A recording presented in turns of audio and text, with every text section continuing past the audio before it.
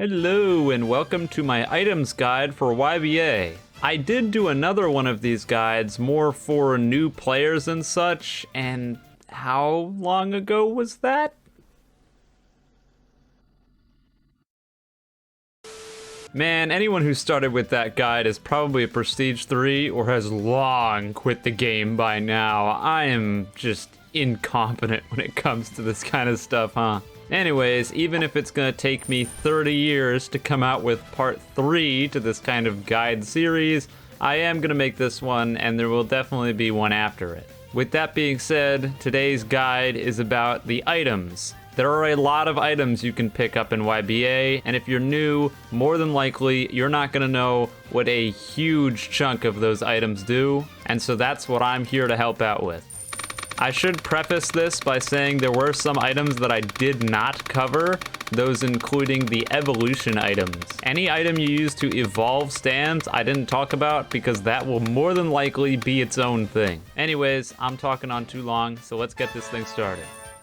So the first and probably most important question that you may have in mind is how exactly do I go about getting items in YBA? And the answer to this is that there are a few ways to get them. Hands down, the most common is that you'll find them randomly spread out, spawned around the map. There are set spawn points for all of these items, but the chances of what items spawn where is completely random, and all of them have different percentages. In this video, I won't be showing all the spawns, mostly because I don't really know all of them by heart, but if there's enough demand, I'll document down every single spawn, and I'll make that its own video. The second most common way to get items is from the arcade. If you're trying to get items, I highly dissuade you from using this, as the odds of you getting anything halfway decent from here are very low, but regardless, if you spend a gold coin and $1,500, you can randomly spin the arcade for any item in the game.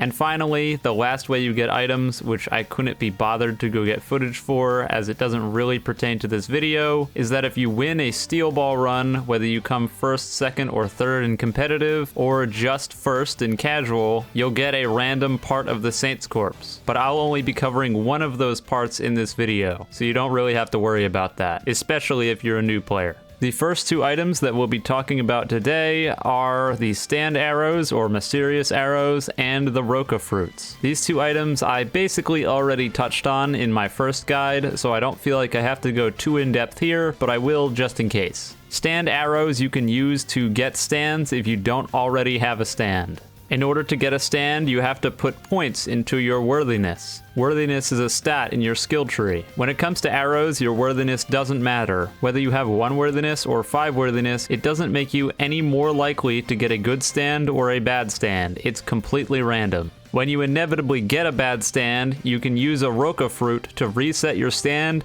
and all of the skill points you use to put into skill trees back to whatever your current level is. So if you have 25 available skill points and you've used 15, and then you use a Roka, you go back to that 25 skill points. The Roka fruit will also reset your fighting style. It should also be mentioned that all of the items that I'll be covering today can be sold to the merchant for prices that I would normally be covering if I remembered to get all the prices, which I didn't because I suck. So if you want prices, sorry about that. The next item is the Pure Roka. This item has an identical model to the Roka fruit, however it's see-through and is pinkish instead of red. This Roka fruit is considerably more rare than the regular Roka fruit, and the reason for that is that it doesn't reset your stand or your fighting style or anything else, it just resets your skill points. Basically meaning if you screw up any of your skill trees, you can reset them back and redo it without losing anything else. Our next item is the Requiem Arrow. This arrow, unlike mysterious arrows, is completely unable to be used by itself.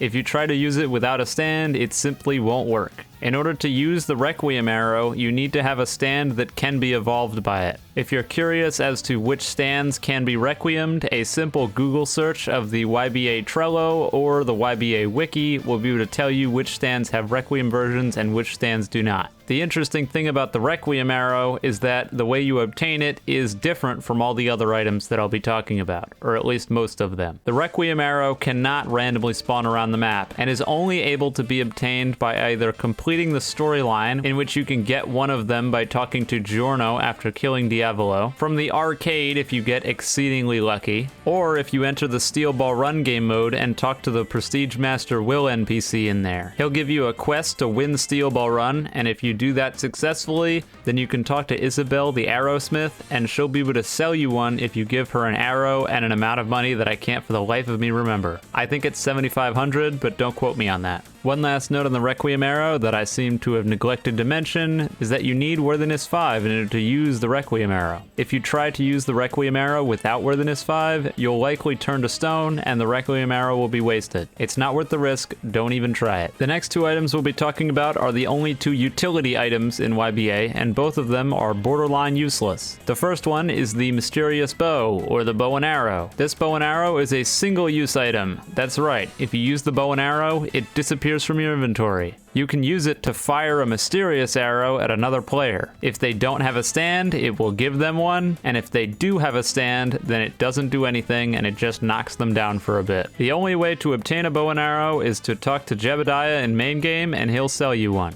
The other utility item I was referring to is of course the bat. If you've seen my April Fool's video, you'll know that the bat is the world's greatest piece of weaponry, and it doesn't even come close to any other weapon or stand you can acquire in YBA.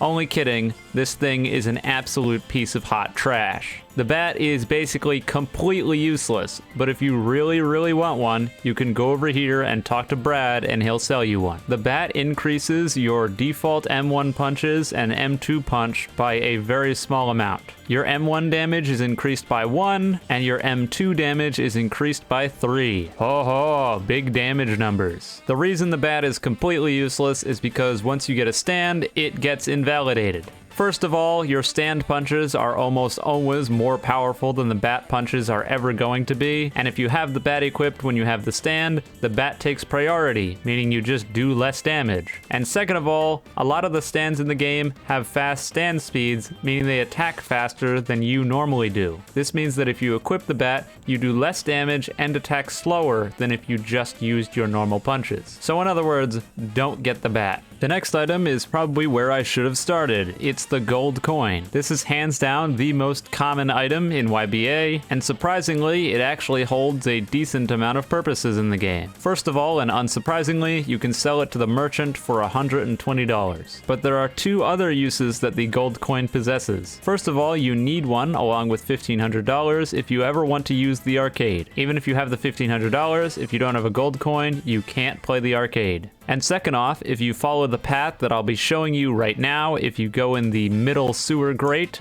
you can go and find the Homeless Man Jill underneath the map. Homeless Man Jill is a level 15 quest giver that if I was level 15, you would see that he asks you to collect 10 gold coins for him. If you do bring him and give him 10 gold coins, he'll reward you with XP. If you've seen my first guide, you probably know that I didn't talk about him, and that's because he's not worth it. But if you do have 10 gold coins sitting around and you need XP, you can always go use this guy.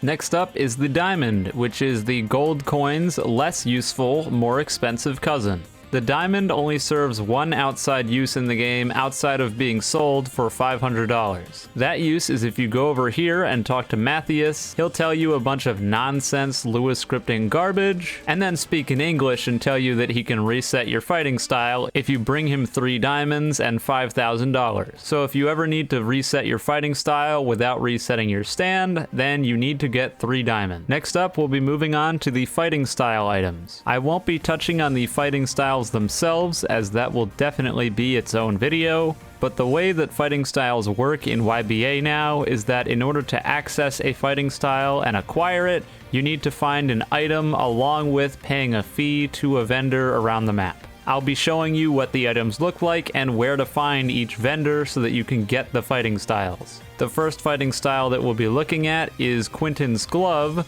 which will unlock the boxing fighting style. If you follow the path that I'll be showing now from the merchant, Quinton is actually fairly easy to find. If you talk to him and have the Quinton's gloves and pay him the fee that he requires, he'll teach you the art of boxing. Once you've got boxing, you should buy the boxing gloves right next to him, as all of your moves that you can unlock from boxing you can't use until you actually have the boxing gloves. The next fighting style item is the Ancient Scroll. This item is the item that you need in order to acquire the sword fighting style. If you once again take the path that I'll be highlighting currently in order to get up onto the rooftop, you'll be able to talk to Uzurashi at the top. If you have the scroll in your inventory and you talk to Uzurashi, you can give it to him along with paying the fee, and with that you'll be able to unlock the sword fighting style. Just like with the boxing gloves, right next to the vendor is the item that you need in order to make the fighting style function. This one in particular is completely worthless if you don't actually buy the sword. So make sure you buy the pluck sword if you want the sword fighting style, or you won't be able to do anything at all.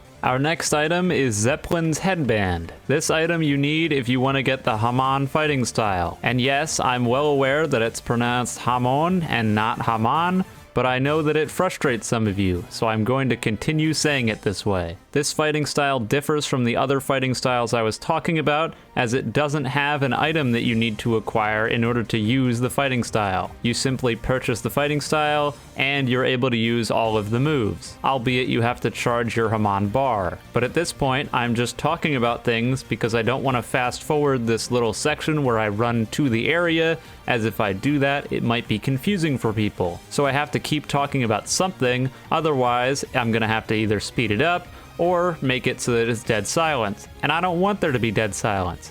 So instead of making there dead silence, I'm gonna talk about nothing and BS around until we get there. We're almost there though, so I don't think I need to talk on too much longer. Hey, look at that. Jonathan Joestar is tucked away all the way in the corner of the train station. Talk to him with the headband and you can get the fighting style. It should also be noted that if you don't want to go through all that headache of running all the way around and you have a stand that has movement abilities, you can cheat the system and just jump your way up here. I use Seamoon's gravitational shift here, but things like stand jump can easily get you up there. And the last item that you physically exchange for a spec is the steel ball, which you use to get the spin fighting style. I don't have footage of it here, but in order to get spin, you need to get all the way to the end of the steel ball run game mode with a steel ball and $10,000 in your inventory. I mention the $10,000 here in particular because I've seen too many times people go all the way to the end without any money and they have the steel ball and then they feel like an idiot because they can't get the fighting style. Haven't done it myself yet, thank God, but I've seen too many people do it not to mention it here. Now the final fighting style item is not so much a fighting style item as it is a race item. It doesn't directly change your fighting style, but it does equip you with a new race, which is Vampire. If you use it, it'll say that the mask is bloodthirsty, and if you select the yes option, which I did not do here because I don't want to be a vampire, you'll put the mask on, it'll kill you, and you'll spawn back in the sewers as a vampire. I can talk about all the pros and cons of being a vampire, but that's not what this video is about, so I won't be talking about that. But once you've actually got the vampire race, now you need to get the vampire fighting style, which you can only get with the vampire race. Follow the path that I'll be showing here from the merchant grate to get into the sewers. And once you follow along this path far enough, you'll run into a pile of rubble and pipes, which seems like you can't get through, but you can. And when you go in there and walk down the stairs, you'll find the Elder Vampire, as well as a guy at the counter. If you had the vampire race and you talked to the Elder Vampire, then they would ask you if you wanted to become stronger and get the vampire spec in exchange for a price. Obviously, I can't do that because I'm not a vampire. The other thing to note in here is another item that I can't get because I'm not a vampire that I guess I should talk about, which is the blood bottles, which if you talk to the man at the counter, they'll sell you these and they refill your blood bar as a vampire. But if you've never been a vampire, you don't know what I'm talking about. So this is kind of worthless and I don't know why I'm talking about it. The final item that I need to talk about today is the ribbed cage of the Saint's Corpse. I should have talked about this when I was talking about the Roka and Arrow, but I forgot, so it's here.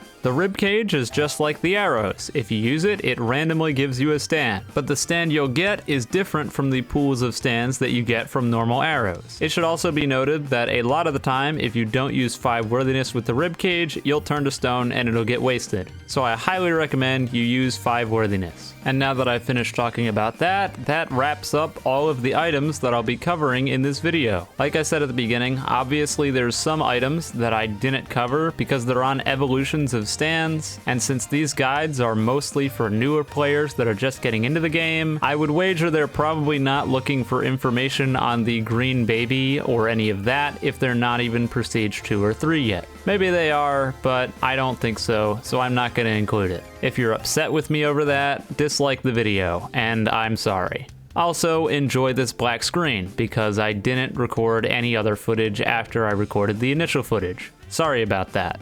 Anyways, I won't have you sit on this black screen for too long. I hope this video helped some of you out. I know a lot of you, basically all of you that watch my videos, are not completely new to the game, but I do get a decent amount of comments and DMs of people saying that I got them into the game, and so for those people and new people coming in, I think these guides can be helpful. Too bad I don't put them out steadily and wait months in between each part. Hopefully that doesn't happen again. Next time in this series, I won't be talking about PvP because I haven't gotten there yet. So if you ask for a PvP guide, you're not gonna get it. I'm sorry, we're just not there yet. But what's next isn't entirely set in stone. I'll definitely be talking about the leveling process from Prestige 1, 2, and 3, but that's not exactly a long-winded thing to talk about. So if you do have any suggestions for the next guide that you feel like new players should need to know, let me know in the comments, and I'll see if I can include it in the next guide. Anyways, with all that being said, I'm done here, so have a wonderful day or night wherever you are, and I'll see you next time.